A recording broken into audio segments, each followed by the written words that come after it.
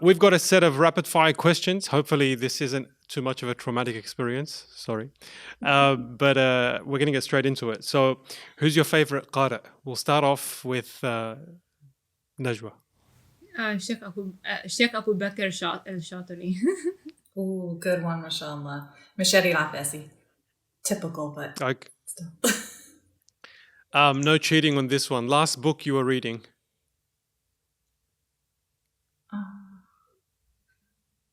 Professional or non-professional? I'm trying to think. Hold on. Last book. It could be an audio book as well. It was an Al-Ghazali book, but I ordered like 4 or 5, and I can't even tell you which one it was, but it was an Al-Ghazali book. So in quarantine, I read about like almost a book a day these days. So I'm really trying to remember which one was the last one. And the titles, I mix them all up. But, oh gosh, subhanAllah, I forgot. Like, I'm blanking on First all the one that comes titles. to mind. You've been reading Trauma-Proofing No. Your Child.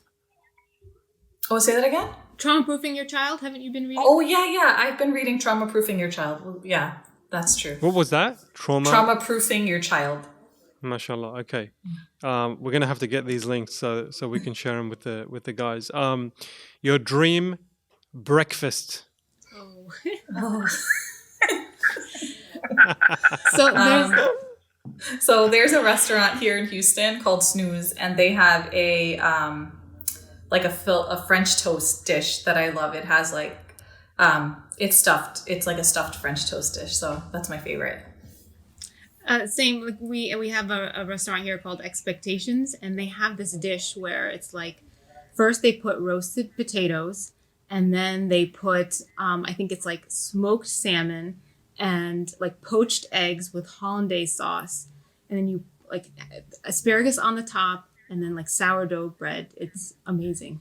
That sounds really good. It's a weird Canadian brand that also cuts grapefruit and throws it on top. I know. I've tasted it. It's great. I'm not gonna diss your breakfast. Dinner with one person alive, who you would choose? If you can dine with them or you can speak with them. What was the question? Dinner. Okay, I'm going to repeat that. So dinner with one person, you're dining with them and you're speaking to them, but they must be alive.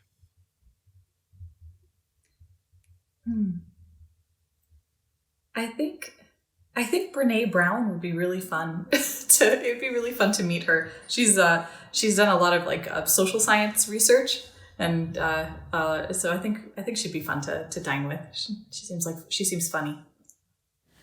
You know, I'm a thinker, so it always takes me a while to think of an answer. But what pops into my head is Oprah Winfrey, especially. Ooh. You know, she had such a traumatic childhood, and for her to get where she's gotten now. As a Black woman, as someone who comes from trauma, from someone who's so business savvy, I would love just to be able to sit with her and talk with her. We'll tag her in all the social posts, see what happens. I'll bring you with me, Sarah. You can come too. Yeah, I'll come with you. Okay, dinner with one person who's passed away, and it can't be the Prophet ﷺ. For me, Asya, I guess radiallahu anha. Yeah. So the wife of Fir'aun, I think that, you know, her strength of character and being able to live with one of the worst human beings to ever walk on earth and to hold on to her faith in such an incredible way. I would love to speak with her. I would say maybe Prophet Musa. I don't know. Part of me always relates to him.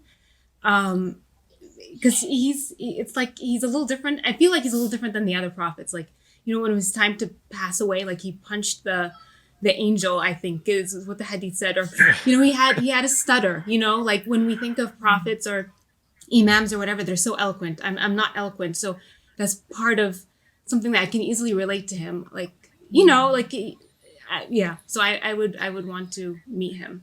I think most people would debate that you are very eloquent, though, mashallah. So I have ways to go, inshallah, someday. And one last question. When I say embarrassing masjid story, what comes to mind? We'll let the thinker do the thinking. We'll start off with Sarah. I'm trying to think of an embarrassing masjid story. I've got one. So it didn't happen to me, but it was I was watching someone like I was revising Quran, and I was watching two people pray. And so the person on the right, usually the person on the left is leading, right? And so he started leading, and then they started praying basically, and then a third person joined, and he joined on the left of the person who was praying, and then so the person on the right who was following just continued leading the prayer. It was so awkward. Sorry, but that was so awkward. So I'll let that, but anyway. So a couple come to mind. The first are like just the general Tarawih whisperers. You know, like when you go to Tarawih prayer and the person next to you is like, like really, really loudly. It's not embarrassing, but it's something that tends to happen. But the other one is not a masjid story. It's an MSA story from college years where a young brother was so intent on making sure, like it was a group of friends and I who were we were speaking hijabis, and as he was passing by, he was so intent, mashallah, on lowering his gaze that he walked straight into a huge pillar, like as like a huge. It was, I don't know how he missed it, subhanallah. But may Allah subhanahu wa ta'ala reward him for lowering his gaze. Maskeen, and now he's on this podcast too. For me, I think it was a few years ago during Tarawih, and there were these. So it's not like a formal masjid, but like we have a praying area, and so there were these, like I think two boys like up on the stage area, and I'm like, subhanallah, I feel so bad for those parents, like how embarrassing. And then I was like, wait a minute, that's my son. So yeah, I mean, just like. But it wasn't a judgmental response. I was like, man, like those kids are rowdy. Like, subhanAllah, like I feel embarrassed for their parents. You know, sure enough, it was one of my kids. I love that. I love the, yes, we're therapists and very imperfect parents, because we really are. Mashallah, I love it.